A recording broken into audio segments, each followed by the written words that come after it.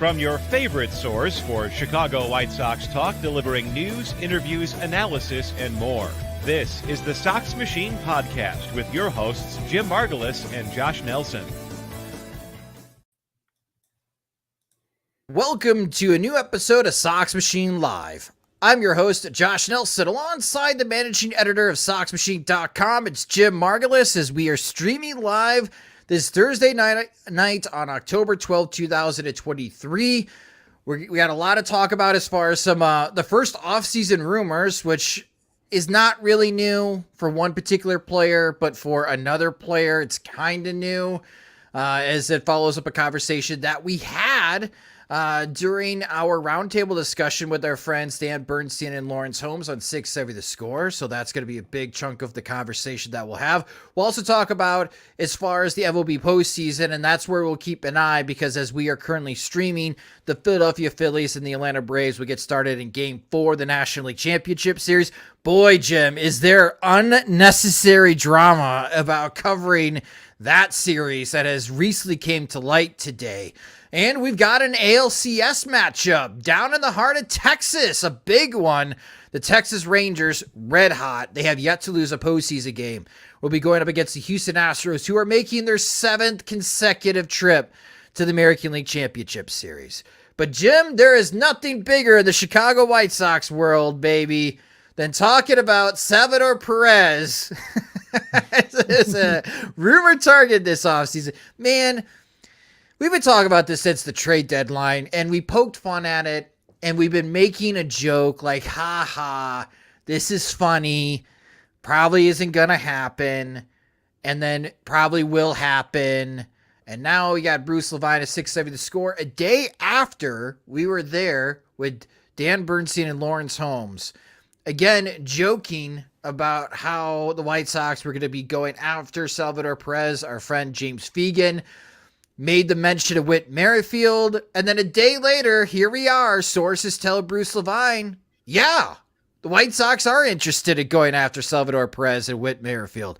You wrote about this on SoxMachine.com in your morning column, Jim, but just following up on that, like, how crazy is this idea?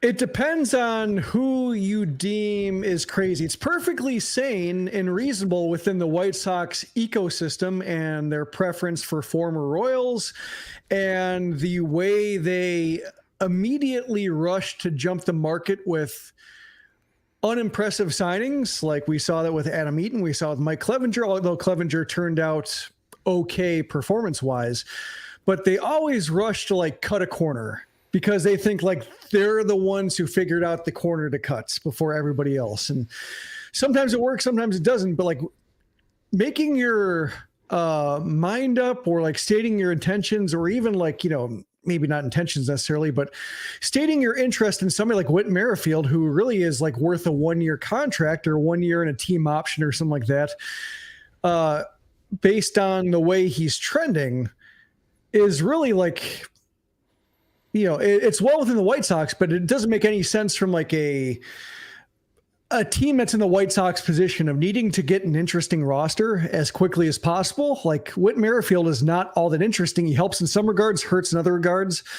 And he seems like somebody who, if January rolls around and he's the best player available and you have a spot for him, sure, why not? But to try to carve out a spot for him in November is where like it does not make sense.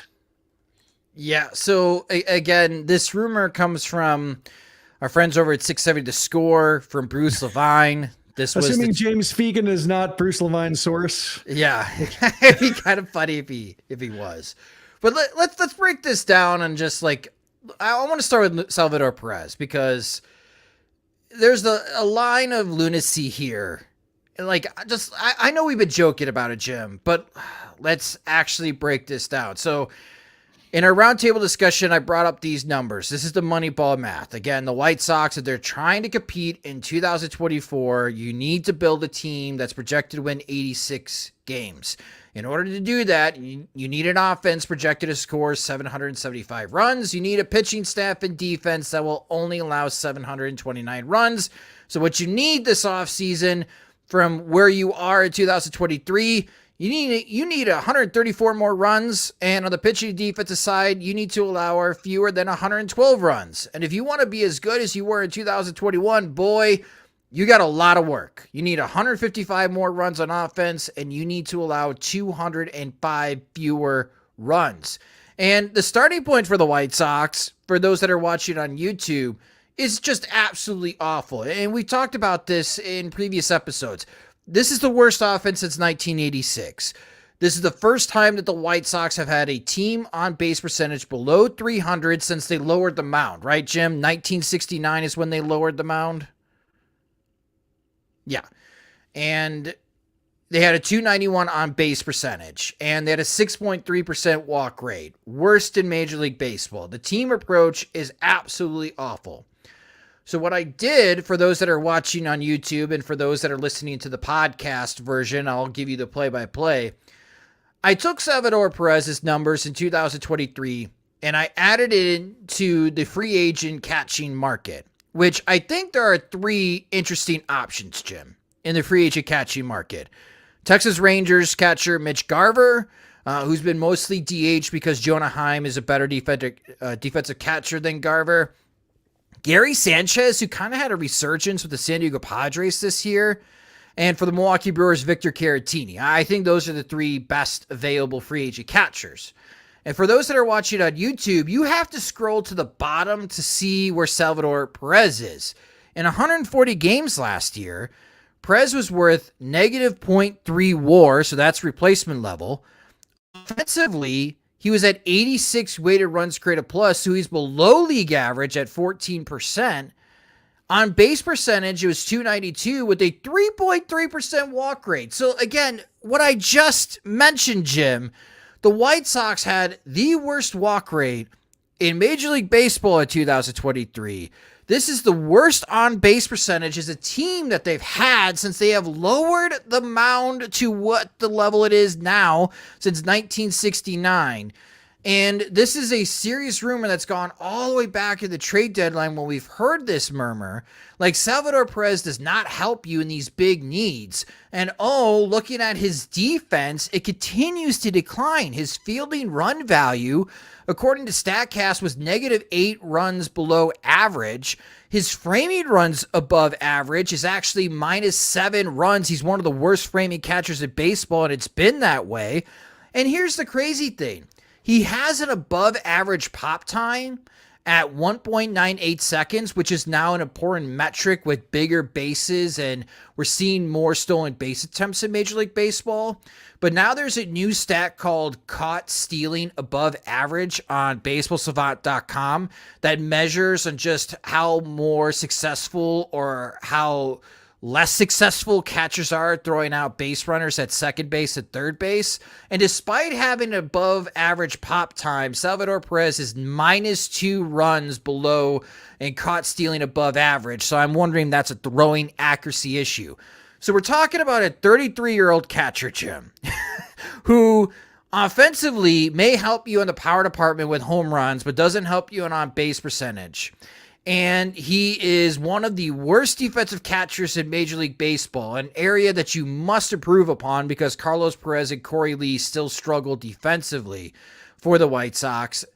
Like, again, we've been joking about this, but now, seriously, having to break this down, like, it just doesn't make sense at all. Like, is he that good of a cop? I mean, I'm sorry. Is he that good of a clubhouse leader that he's suddenly going to make everyone better? And that's going to be the reason why the White Sox need to have Salvador Perez. Well, I don't know if I've been joking about it. I think there's a little bit of gallows humor to it. It's like stealing ourselves for it, but preparing for the worst. Yes. Yeah, I absolutely. think we've all been bracing for it and coping already, like pre-coping with the eventuality that Salvador Perez will be on the White Sox. No, like it's, he's kind of coasting by on reputation, which is a point that, Patrick Nolan will make over and over again. Really, I should have opted out of this segment and wheeled him in here to just say, to sound off. And basically you could have just said, so Sal Perez, pull the string on P. Knowles and go. check, walk away, come back 20 minutes later, and he's still going at it. It's, there are two problems. One is that like you have the whole numbers thing, as you mentioned, the defense, as you mentioned, the offense, and like the White Sox always have these low walk guys, and they always justify why they need this low walk guy. Like Luis Robert, he doesn't draw a lot of walks, but they love his defense in center field. Sure, he does that. Walking is the only thing really he doesn't do. Tim Anderson, low walk guy, but he hits for average. He plays shortstop. Now those things are falling away. Now you have a guy who doesn't draw walks. Like whoever they've run out at second base, low walk guy, but we're just trying to get by. We might have some ways to do it. Oscar Colas in right field, again, cutting a corner. Probably not going to draw a lot of walks, but he provides the most upside, so we'll go with him. So like all of a sudden, half the diamond is low walk guys, and then you have like a case of Yohan Moncada getting hurt, Jake Berger stepping up, another low walk guy, and all of a sudden you're looking at 5, 6 of your 9 spots being guys who can't draw walks. And so to go from then Yasmani Grandal, one of the few guys with strike zone judgment, to Salvador Perez, who has none, is just all of a sudden, hitting the reset button on your progress towards building a lineup that can help work pitchers over. Defensively, as you mentioned, the numbers are pretty bad, as you would expect for a catcher with that much mileage. And I was kind of distracted by Martin Maldonado because he's been a flashpoint in the Dusty Baker versus Jim Crane versus, is it Dana Brown who's in charge, Jeff Bagwell, whoever's in charge of the front office, actually, because of how Dusty Baker's preferred to divvy up the catching time, because Maldonado just, he's another guy, probably more reputation and comfort for pitchers than actually doing things when they have a really good catcher, a young catcher who's really earned the playing time. So there's all that. And then there's the fact that he's making more than Yasmani Grandal. Like they just got out from under a mid-30s inefficient catcher contract. And, of course, in the fourth year of a catcher who's turning 34, 35, like that year is probably going to be ugly. You hope that he makes up for it in the front end, and you just deal with it in the final year of a deal. So you endure that. You get Grandal being replacement level and paying too much for that privilege. Sure. Okay. That's the price you pay when you can't develop your own players. But then to like get out from under him and then willingly throw yourself into somebody who's more expensive, even if they throw in some money for him, like it's still like way too much. And for what? The idea of leadership, but then you run into the thing that Pedro Grifol ran into, which is like, yeah, it's really easy to say you're going to be a leader and you're going to clean up a dugout that you haven't seen, or clean up an effort level from that you witnessed from across the field. But then like he actually got control of the team and he couldn't do it. Like Salvador Perez comes over and he might be a leader, but also like he's been the leader of a team worse than the White Sox, consistently worse than the White Sox. And, Ozzie Guillen made the point of just, how can Grifol come in saying like he knows better when, his, it's like, he made the analogy of like criticizing the way somebody's raising their kids, and then your own kids are monsters. And it's kind of the same thing with Salvador Perez. Like maybe they're very well-behaved kids, but they're also like not achieving anything. They're very, they're just not, they're not contributing much to the greater baseball world. So it's like he comes over and you try to import leadership the way that they tried to import leadership in 2015 and 2016 with Adam LaRoche, and then he gave way to Jimmy Rollins and Alex Avila and Todd Frazier and whatnot. And just we've seen the White Sox body reject so many leadership transplants over the years. And Perez seems like the worst possible one, because like he's, his game seems like he's falling apart. He's coming from a worse team, a team that some, like the White Sox have seen plenty of the Royals. They might not like him. They might not say like, I don't care for that guy. And also like, even though they continue to lose season series against the Royals, it's like they have no reason to think that the Royals are doing anything better than the White Sox are. So why would they care to listen to him, especially if they don't really necessarily trust Pedro Grifol all that much? So it's a recipe for disaster, I think. And, of all the ex-Royals they brought in, whether it's Grifol, whether it's Andrew Benintendi, whether it's Gene Watson, Chris Getz, et cetera, like this one seems like the most dangerous, just because like it does have those 2015, 2016 vibes, just like blowing up spectacularly because a guy shows up to be the new sheriff in town when he might be running out of game. You mentioned the contract, and thanks to Spot Track for this information. Going into next season for Salvador Perez, it's a $20 million contract. In 2025, it increases to $22 million. And in 2026, there's a $13 million club option or a $2 million buyout. So over the next 3 years, there's $44 million at least guaranteed to Salvador Perez, taking care of his age 34, 35, and possibly age 36 seasons. And then he becomes an unrestricted free agent. And yeah, it's just not a good idea. I think we all know it's not a good idea. But for a new front office who's hired Josh Barfield, and we'll talk about the Arizona Diamondbacks and how they have pivoted to get younger and get more athletic, and you brought in Brian Bannister. So we're trying to incorporate new ideas, and maybe that's a new approach going into the offseason. And the first rumor that we have is one that's been around since the trade deadline, that, boy, the White Sox would love to get Salvador Perez, who has 2 years left and $42 million and probably another $2 million because you're going to buy out a contract of a 37-year-old catcher. And it's a lot of money for a guy who may hit 20 homers for you, probably will have to DH or play first base more than he catches because of his old age if you want him in the lineup every day, which adds him into the pile that you already have with Andrew Vaughn and Eloy Jimenez. And Gavin Sheets, because he'll be around for some reason. Yeah, Gavin Sheets might be the starting right fielder, Jim, with the way things are going. It's just, this is like same old White Sox. Like, new guys, we're going to have new ideas, we're going to fix this. And this is like the first rumor. If I was Getz, and this was not true at all, like we have no interest in pursuing Salvador Perez, I would try to nip this in the butt right now. But this may go back to something that you have said over the years, Jim, especially this past year. Jerry Reinsdorf knows who Salvador Perez is. So what if this is something like Jerry Reinsdorf's like, hey, we need a catcher.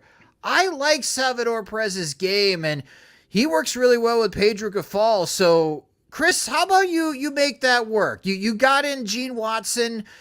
Gene knows the Royals system and knows the front office thinking, working for them the past year.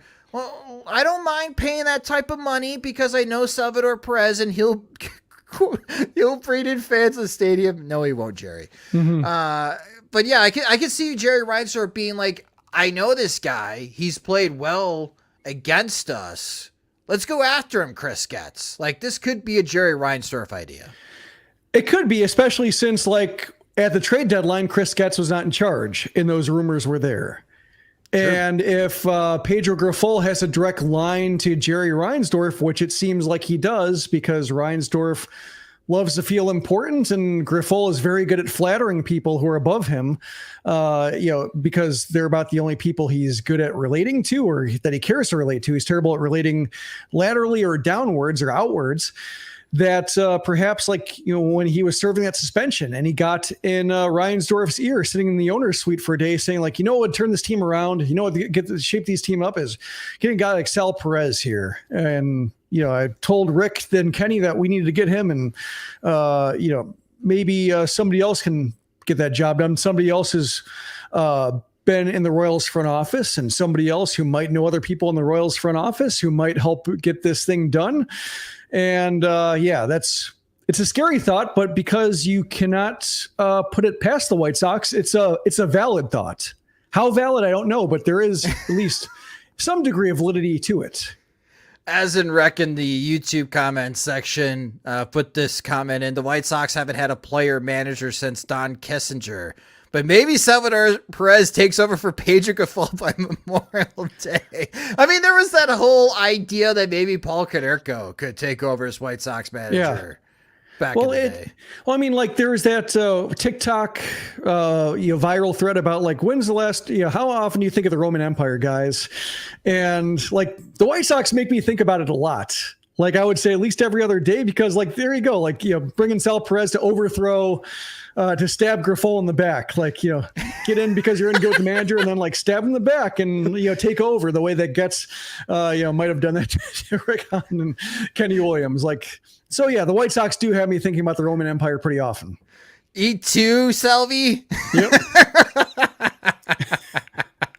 Oh, this franchise. We're obviously entering the end of an era with the White Sox franchise, but it's going to be a hilarious one, especially if they do this. So again, Salvador Perez is still on the Kansas City Royals. We have to wait until after the postseason before we start seeing these trades, but I don't know, guys. I don't think this one's going to go away. So until it's opening day and Salvador Perez is in the Royals lineup, we just will have to be prepared that the White Sox will or have thoughts about acquiring Salvador Perez. Now, Whit Merrifield, I will say, not the worst idea. For those that had listened to the roundtable discussion that we had with Dan Bernstein and Lawrence Holmes on 670 The Score, we brought this point up that, boy, this is the worst middle infield free agency class maybe in the history of free agency within Major League Baseball. The best available free agent shortstop, I kid you not, guys, is Elvis Andrus. The best available second baseman right now is also Elvis Andrus, unless the Toronto Blue Jays do not pick up the mutual option with Whit Merrifield. So Merrifield's contract situation with the Blue Jays that they acquired from the Kansas City Royals in that trade, it's an $18 million mutual option, or if the Blue Jays opt out of the mutual option, they pay Whit Merrifield $500,000. I give it a 99.99999% chance that the Blue Jays are buying out Whit Merrifield, Jim. Whit Merrifield will become a free agent. And based on his numbers last year, he played 145 games. He'll be entering his age 35 season. He was worth 1.5 WAR. His weighted runs created plus was 93, as he had a 318 on base percentage. His slugging has dipped. It dipped below 400. It was at 382. His walk rate was at 6.1%. So again, he's not going to help you with the walk rate. He'll help with the strikeout rate. Merrifield only struck out 17% of the time. So he does put the ball in play, very similar to Elvis Andrus.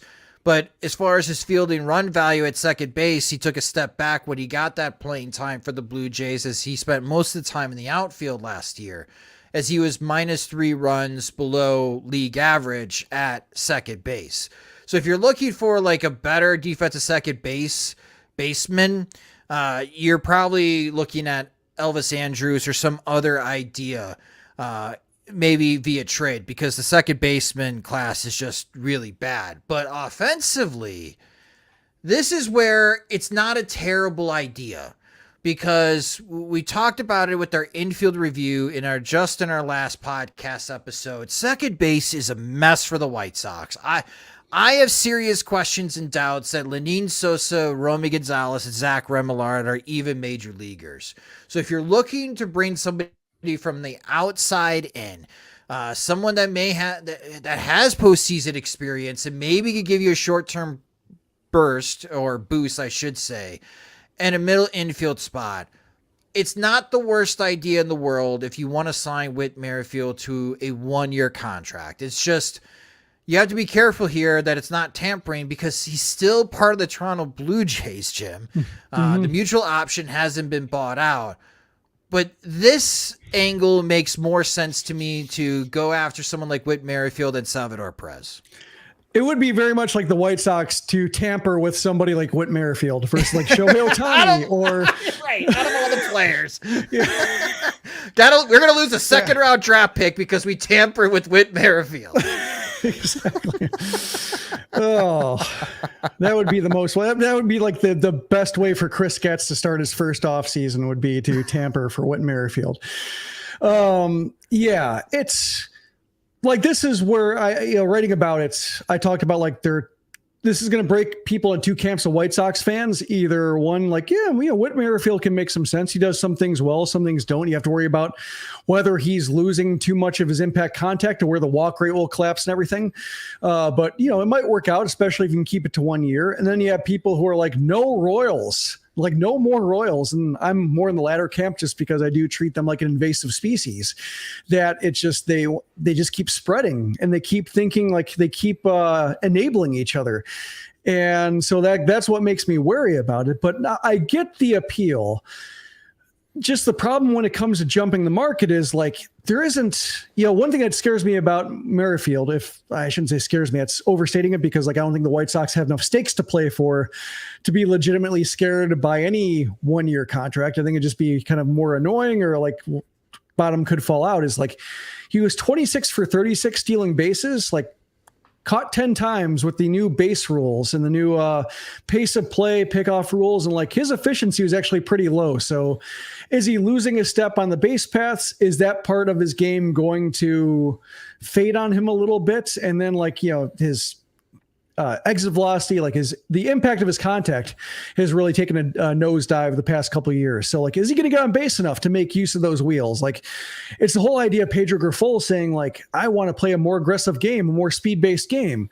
But then like, you actually have to get on base to do that. And you have to like put the ball in the gap to really get your guys running and make outfielders turn around. And like, so it's, to me, that's what, beyond just the Royals tie, the idea that like, he's fast, he can run the bases. Well, can he get on base? Maybe, like average, but it's trending downward. Like, it feels like the White Sox are going to get at him just in time for him to like post a 302 on base percentage. And then he runs into the same problem as everybody else, to where like his speed is mostly good for trotting back to the dugout really quickly. The other thing that kind of concerns me is like, unlike Perez, like Merrifield was not on a winning Royals team.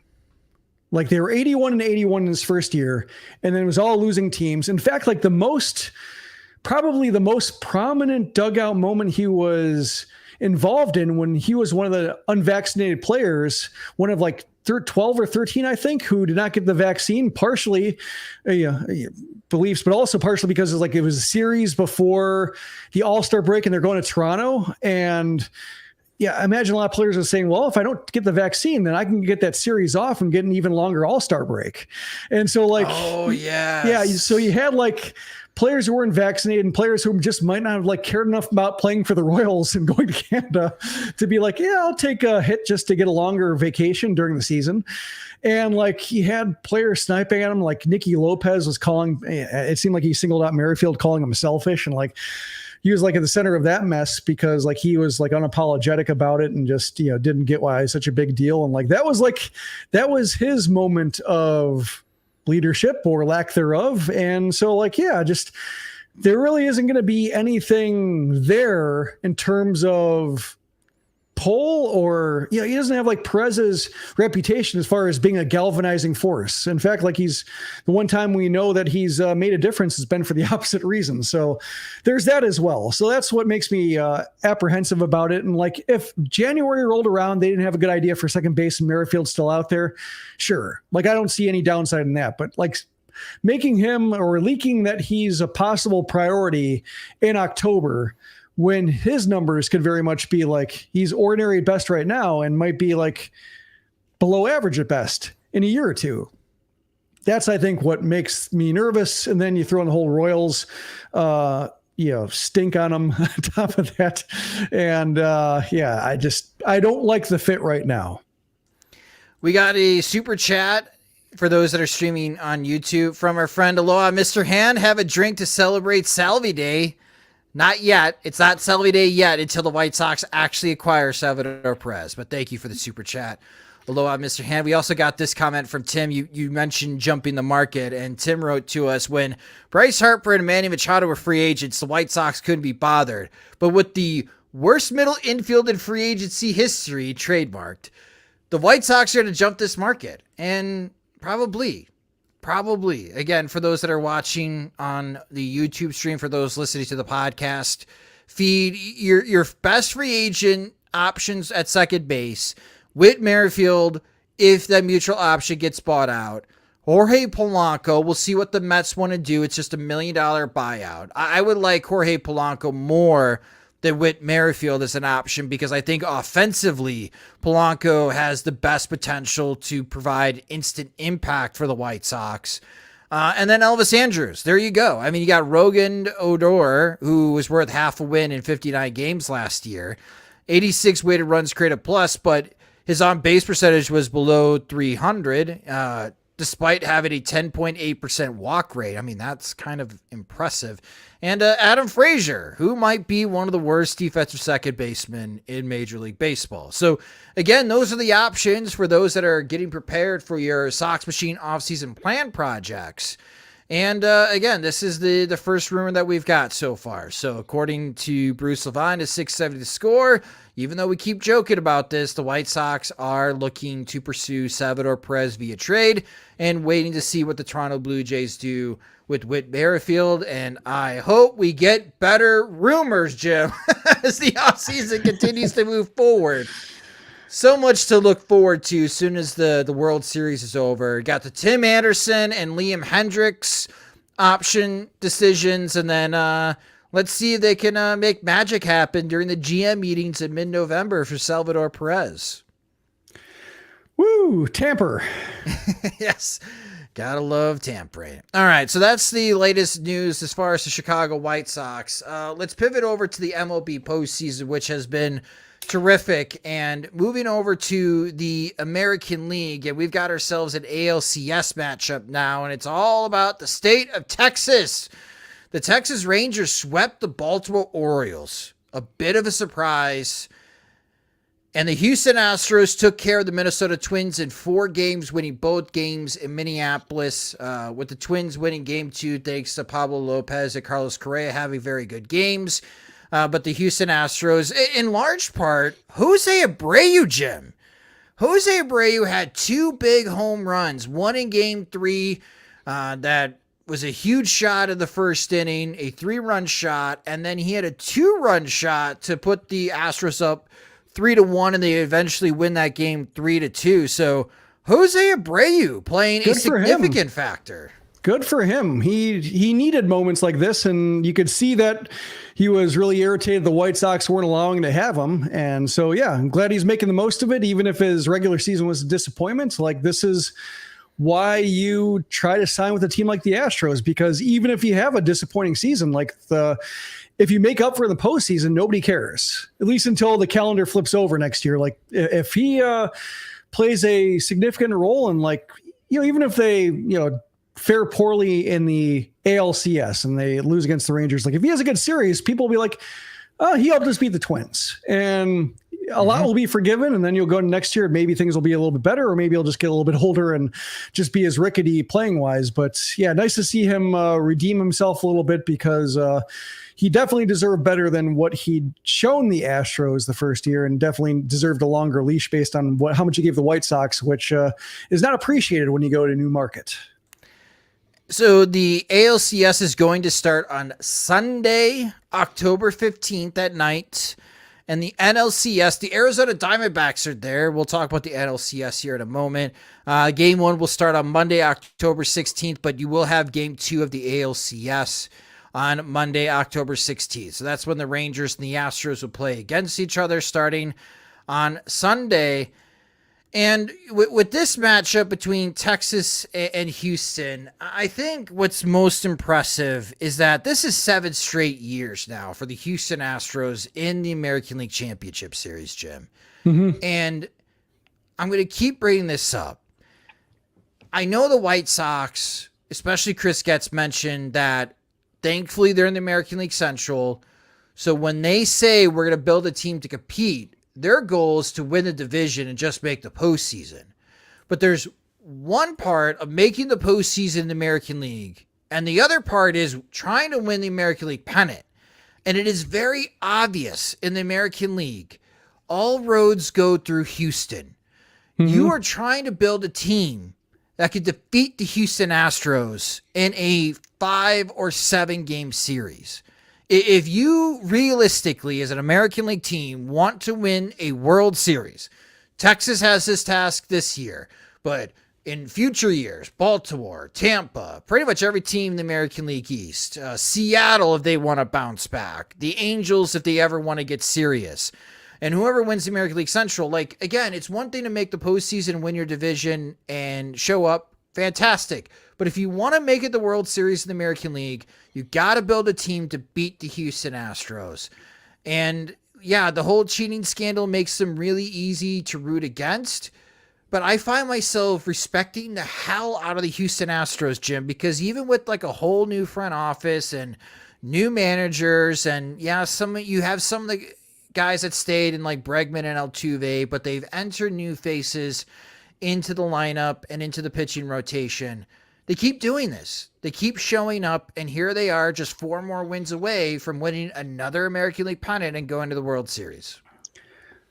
Watching them early in the year when Bregman was really struggling and Altuve was in and out, there was a whole idea of, is this the year the Astros don't get it done? And yeah, I was skeptical of them too, just because the weird power play that was going on with Jim Crane seemingly wanting more of the credit and Jeff Bagwell coming in and seemingly having his thumb on the scale in terms of like who stays, who goes, who comes in. It made me a little bit skeptical that they had the same mix of short-term and long-term problem solving that allowed them to be so good. But I think this is where, Rick Hahn, when the White Sox were trying to get it going and, didn't, love to talk about the back of the baseball card and saying like, well, we still believe in that. And like, this is what I think it looks like when you have the back of the baseball card, like Alex Bregman looking terrible, looking lost for like first month at least, maybe going in the second month. And then, he ends up with a 122 OPS plus, more walks than strikeouts, just every bit the top 4 hitter in the lineup that you want to see that gets on base, that drives other people in, and he gets there. Like, and then they have other guys as well, like Jose Altuve gets banged up, but when he's in the lineup, like he's just as good as he's always been. Like he gravitates towards the back of his baseball card. And then you have like, Kyle Tucker putting it all together, Yordan Alvarez being basically unstoppable when he's healthy. And like, they don't get derailed by injuries the way the White Sox do. Like they might miss some time, they might miss a month, but when they come back, they're good again. And they look like they're no worse for the wear. Then you have like some uncertainty at the catcher position. And then Yainer Diaz comes in and, just looks like he's been there the whole time, at least offensively. And we just talked about Maldonado defensively and some skepticism there, but like he fits in, he contributes. Like they get Chas McCormick getting better and better, year after year and giving him more responsibility. So that's what the idea is that you pay your stars to be stars, and then you just keep filling cracks. Like Jeremy Pena, not as good as Carlos Correa, but certainly good enough to fill that position for the league minimum, while Correa gets paid the most, and then they'll reinvest the money they're going to give Correa to other positions.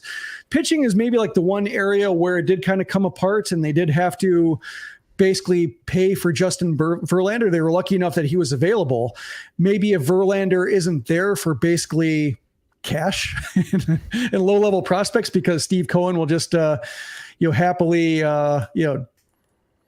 pay whatever it takes to, move players around and get what he needs. Like Verlander was there, maybe like it ends a bit differently for the Astros, but it didn't. He was there. They got it done. He fits right in and fits right back in, I should say. And they have enough pitching to not only get to the postseason, but dispatch the Twins pretty easily. So this is the idea. And when you see the way they do it and you see what happened with the White Sox, it's kind of like the Simpsons episode where Homer is looking at the box for the grill, and then he looks at his pile of bricks and mortar, and then he starts like taking a bar to it. Like that's basically what the White Sox try to do and what they're left with.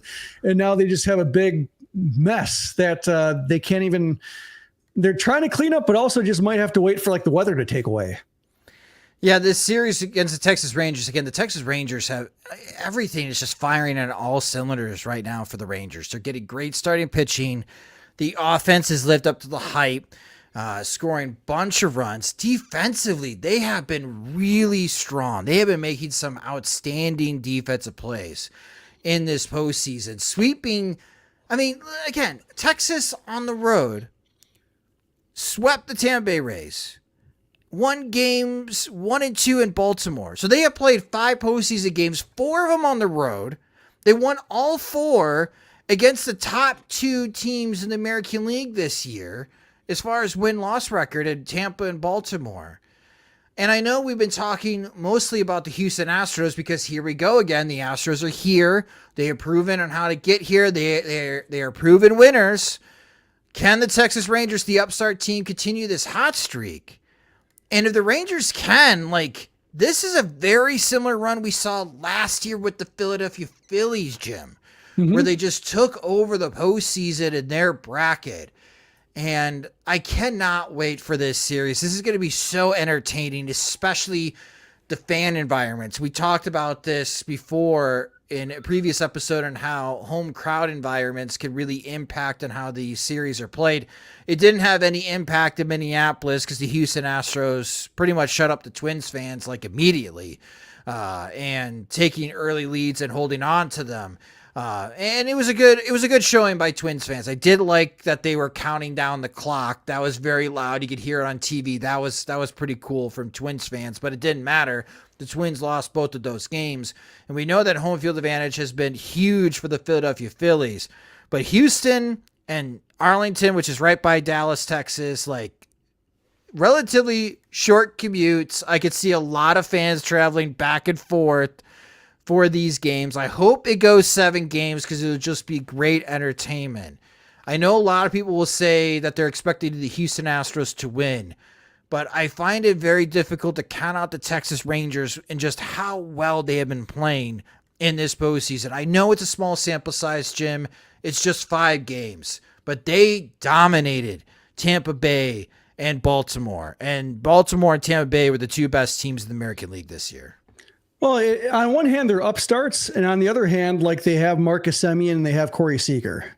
And that's that was their whole idea with the way they went about it is we don't want to rebuild or we don't want to wait for everything to line up perfectly before splashing. We're going to force the window open a little bit, but we're going to get players at the top of the market at the most important positions or 2 of the most important positions, and then just let everything fill in around it. And that's basically worked to perfection. It's a little bit like rickety on the pitching side right now with the way that Scherzer didn't quite deliver and DeGrom got hurt, and they've had to scramble a little bit with the bullpen, but they have so much offense. That offense is we've heard a lot about the Braves offense.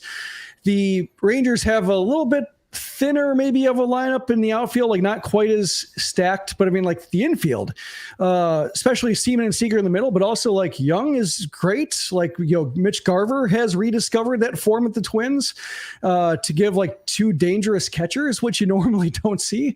So and then Evan Carter coming along and hitting the ground running. So he's been somebody I think who addressed maybe the one big weakness that the Rangers had was not quite getting enough out of their outfield. And he comes in and looks every bit the top prospect. So they achieved what they set out to do, which is make their team as dangerous as possible, maybe a little bit dangerous to themselves with the way they, accelerated the offense and said, we'll figure out the pitching staff as we go along. And I think that's partially why they were up and down this year and had hot and cold and, winning streaks and losing streaks is because the pitching was a little bit thinner. And when the offense got cold, the pitching couldn't quite win some 3-2 games that the best teams use to minimize losing streaks.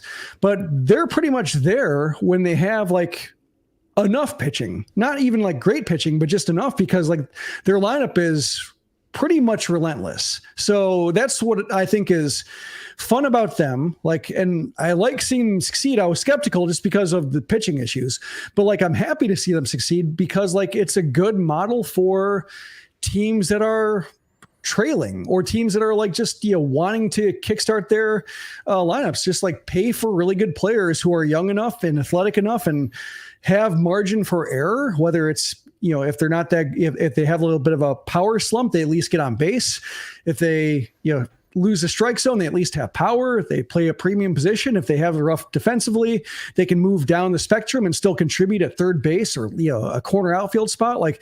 That's I think the whole idea, and it's worked out beautifully for the Rangers because they still have a lot of homegrown talent that they're mixing in. And I think the Padres try the same thing, but also there's a little bit of AJ Preller going transaction crazy. That's kind of my criticism too of the Mariners, just the way Dipoto can't stop making moves and seeking every possible edge, and sometimes loses the plot a little bit in terms of like, is this roster actually like stable enough to win games? And like the Rangers, like they made the big splashes for DeGrom and Seager and Semien, but otherwise they left their good young players alone and let them grow into their roles. And it seems like they've done that. Yeah, you mentioned the outfield. I'm a big fan of Dallas Garcia in right field. He's had some big moments. Yeah, I agree that they could use a better replacement at center field than Tavares, but Tavares defensively has been doing a good job for the Rangers. The biggest question is going to be bullpen. Do they have a bullpen solution for Yordan Alvarez and Kyle Tucker? Starting pitching side, they do. Jordan Montgomery's been throwing really well, and I think he'll be able to help neutralize the Astros offense when he makes that start. But do you bring in an Andrew Heaney out of the bullpen or a Martin Perez? Do they have answers for Alvarez and Tucker late in games in this series? That's going to be, again, a fascinating watch, the American League Championship Series. Yeah, it's going to be one of those, for Bruce Bochy, who's, here's a case where like, hey, here's a manager who's done this before and knows plenty about scrambling to get by. So that's one area where you don't necessarily give him a nod, but like between Bochy and Dusty Baker, like nobody has an edge on experience right now between the two of them. So you don't have to worry about like the whole, old school versus analytics, the annoying arguments get brought out whenever a pitcher is left a third time through or is pulled before a third time through. Like they're going to get plenty of benefit of the doubt from everybody when it comes to how they handle things. But I think it's going to be a matter of, can the starting pitching hold the plan together well enough to where they don't have to scramble for 6 innings. Like if they have to piece together 4 innings, that's one thing. If they have to like go to the bullpen in the 3rd or 4th inning, day in and day out, that's when I think it could get messy. But if they can hold together for a plan, or even like say if the offense can put together like a couple crooked numbers in the first 4 innings to give their pitching staff a margin for error where every decision won't be under a microscope, then I think you can see them settle into the series a bit. But I think the first couple of games are going to be key, just because if it's a short start, like I'm thinking like Dane Dunning, he's in the mix, and just thinking about like how that went when he started game 3 of the wild card series, in 2020 for the White Sox. Just if they have to go to the bullpen that early and they have to do it like the Dodgers did, like that early, that often, like it's just hard to walk a tightrope for so many games against an offense, especially like an offense that's going to be seeing you a lot and seeing the same pitchers, and they already have been in the division, so they've seen those pitchers plenty. So overexposure could be something that like Bochy and probably Dusty Baker as well really have to be on guard for, just because it's not the normal burn out your relievers over the course of 7 games because they're pitched 5 times. It's more like they might pitch 5 times over 7 games, but also they might have seen this guy 8 times over 13 games over the previous 6 months that also add to the number of looks they've gotten. So that's the American League. We'll quickly touch on the National League. Not a complete picture as we are currently streaming, because again, game 4 between the Phillies and Braves is ongoing in Philadelphia, but a shocker. The Arizona Diamondbacks sweeping the Los Angeles Dodgers. So they swept the Milwaukee Brewers. They have swept the Dodgers. It's a similar story like the Texas Rangers, and it was not that close. They jumped all over Dodgers starting pitching, and bravo to the coaching staff for the Diamondbacks. That lineup was well prepared for every starting pitcher the Dodgers had. Kershaw, Bobby Miller, Lance Lynn. The Diamondbacks hitters jumped all over these guys. They had great game plans. They hit bombs, took an early lead, and just sucked the life out of this veteran team of the Dodgers, where you get to see the body language with Mookie Betts and Freddie Freeman. I think combined, those guys only had 1 hit. And when you add in JD Martinez only had 2 hits. So you're middle of the lineup here, again, very veteran heavy, and Betts, Freeman, and Martinez, and they have only 3 hits total in 3 games. So nothing worked here for the Los Angeles Dodgers. So it's becoming an annual tradition, Jim. Like, again, huge credit to the Arizona Diamondbacks, young and exciting team. Once we know who they'll play in the NLCS, we'll talk more about the Diamondbacks. But Jim, in Tinseltown with the Dodgers, like, where do they go from here? Well, when you look at the way they approached the offseason prior, it seemed like it was a patch of an offseason that they're just trying to get by and reset the payroll a little bit, maybe make a run at Shohei Ohtani after the season, but they weren't going guns out or guns blazing for this particular season because they had Clayton Kershaw, who knows exactly how much he has left. They had some other, positions that were in flux, and they didn't necessarily want to try to super solve all of them. So they more or less let it go. And then they win 100+ games when they weren't expecting it. And maybe that set expectations too high, because when you did look at the rotation entering the postseason, you're like, oh, is Kershaw any good? Losing Arias, that hurts. And they'll have to deal with that in the offseason. But just like that was a case of just the timing of that really disrupted their pitching depth. And you see Lance Lynn being the best option for Game 3, and Lynn had a handful of good starts immediately after the trade. But then I think over the last month and a half with the Dodgers, he had an ERA over 6. So he's basically the same pitcher he was with the White Sox, but then a little burst in the middle that made it clear that he wasn't a 6 ERA pitcher the whole time. He was better than that, but not by much. And then it blew up on him against a good team. And if you're going to criticize Roberts, allowing any inessential starter to give up 4 homers in 1 inning in a 3rd inning of a must-win game, that might've been where he's too slow. But I've complained about October baseball before, putting managers under the microscope too much and not doing enough to blame players or credit players with performances or collapses or slumps or moments. And this is a case where, it's Betts and Freeman, just the offense not delivering, giving a pitching staff that is already thin, very little to work with. And the pitching was a disappointment, but pretty much if the Dodgers were limited 2 runs a game, nobody would expect them to win, even if they might have had Arias and Kershaw at more of his powers. That's a tough way to win in October. So that's, I think, what kind of annoys me is it's very simple in this case. It wasn't about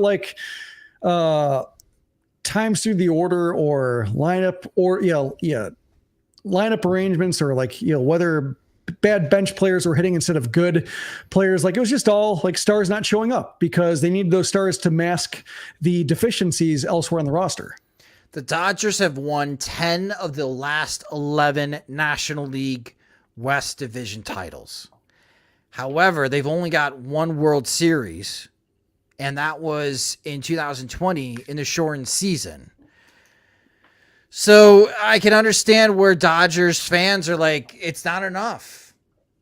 We've had this tremendous stretch, and we've been to the World Series, and there's that whole 2017 World Series that was part of the cheating scandal, but 1 world championship is not enough. It's almost like they've reached the level of being spoiled like New York Yankees fans.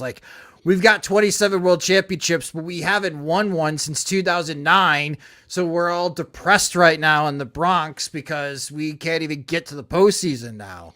That's not the case with the Dodgers, but in this amazing run that they've had in franchise history, they have 1 world championship, and they didn't even win a playoff game this year. And again, they go to this free agency. Yes, they have the whole Julio Reyes situation that they need to work out.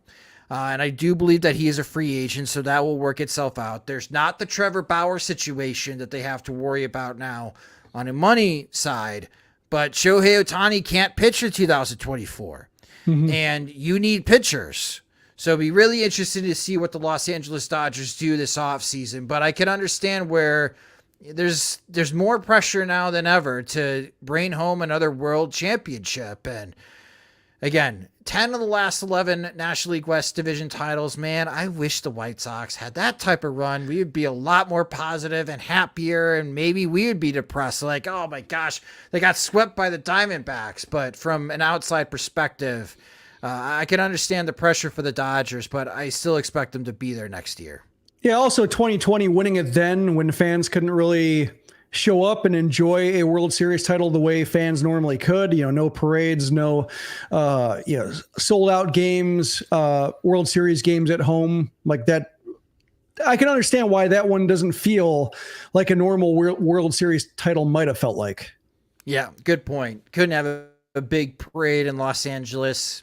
Yeah, that I definitely understand. And again, as we are streaming, the Phillies and Braves game is ongoing. There was this whole ordeal about clubhouse reporting. I think we're going to save that for Sunday's podcast because the hot takes that are coming out, especially from MLB reporters, I need to really sit down and take these clips. But Jim, Jake Mintz, I know you and I are big fans of Cespedes Barbecue, unfortunately has put himself into the spotlight here. You've been in clubhouses. I've been in clubhouses, locker rooms, various sports. What's your take about hearsay or eavesdropping on conversations and reporting that from the clubhouse? It was yelled. Like, it was yelled for people. It wasn't said softly, right? Yeah, Jake Mintz, he reported it, but Chelsea Janes of the Washington Post also heard it. She just didn't see who said it, so she couldn't run with the quotes because she couldn't tell who it was. But her story in the Post said that, quoted that it was just anonymously because she couldn't hear it or she couldn't see where it came from. But Mintz happened to. But it was in her story as well. So it's not just him. It's not just what Atlanta Rizzo on MLB Network called him a jack off blogger, which is one feels like it's out of 2006, but also just it's a cheap shot for somebody who is accredited, and given that she worked for teams and her job was not journalism, but it was for being a sideline reporter for a TV network working for a team. It's she's not the best gauge for a reporter who is not affiliated with any team going in and just reporting on the scene. So he's in the clubhouse. He sees Arcia yell "Attaboy Harper" when everybody's there. It's not, if he overheard him, nudging another player, nudging Acuna and saying "Hey, attaboy Harper," that might be a little bit listening to something he shouldn't have said, and if he had nobody to corroborate it, he might be, kind of sticking his neck out for something that's not really worth it. But this case, it was yelled to be heard. And then the Braves get all mad that, everybody who heard it, you should have, kept it in the Braves clubhouse as if they're beholden to the Braves clubhouse. And the way the Braves handled it is really confusing too, because they should have just shrugged it off. Yeah, I said it. We were happy you made the mistake. He showed us onto game 3 or onto game 4. That's all they had to say was just we got him, he got us, it's even. Instead, it's they've made it in this whole soap opera, and you have fans getting in there and criticizing Jake and saying the media doesn't belong in the clubhouse and they don't care about play. No, it was meant to be heard. And then Arcia or the Braves got mad that their celebration was heard. And you can't have it both ways. They made a mistake, or maybe they didn't even make a mistake. If they just said yeah, I said it, we're thrilled. He's a great player though. So, he bounced back. It wasn't even a mistake to say it. And they've turned it a mistake with the way they've handled it. They're just scared. And we'll see on how game 4 goes. Right now, as we're streaming, it's still scoreless going to the bottom of the 3rd inning. It makes me root for the Phillies now. I had the Braves as my World Series champ, and I like looking smart by having them validate it. And I was just hoping for a good series, but now it's just man, the Phillies just, the Braves just have not covered themselves in glory here when it comes to just how sensitive they appear when the stakes are this high, and what was said was so small, and the I guess offense in quotes of reporting it is even smaller than that. It's just dumb. It's weak. It is weak, but we'll see on how the rest of the game goes. If Atlanta loses game 4 to the Philadelphia Phillies, it'll be a much bigger topic, along with the playoff format, there's going to be a lot of hot takes if the Braves don't beat the Phillies, and especially with how the Dodgers got swept and how the Baltimore Orioles got swept, and people are going to be punching holes everywhere where they can because you don't have the best teams available. But hey, we all know that the MLB postseason could be a crapshoot. And this may be the crappiest of all crapshoots that we have seen, but it has been entertaining and it has been fun.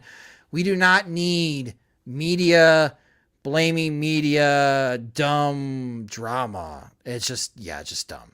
Just dumb. But yeah, although it's been a fun, but I mean, all these sweeps and such, like a little bit disappointing in terms of just how many games or how many series is just over so quickly. So I'm hoping the Braves rally, just because this should be a really fun series that goes the limit. But if they do flame out, it's like, good. It's kind of pathetic the way that happened.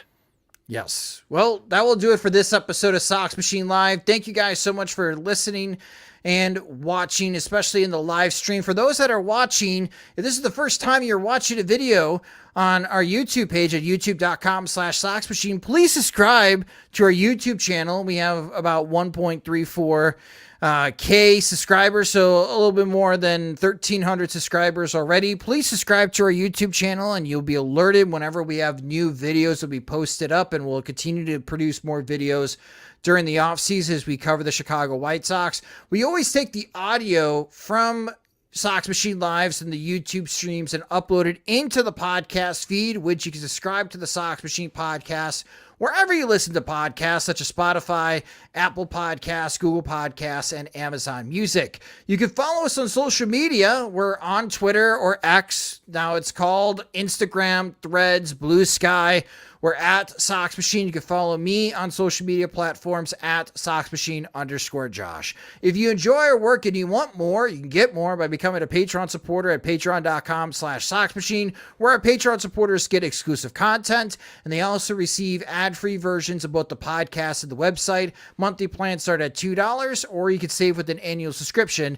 Again, sign up at patreon.com/SoxMachine. Sox Machine Live is a production of SoxMachine.com, your home for all things Chicago White Sox baseball, and part of the Blue Wire Podcast Network. Alongside Jim Margulis, I'm Josh Nelson. Thanks for watching and listening.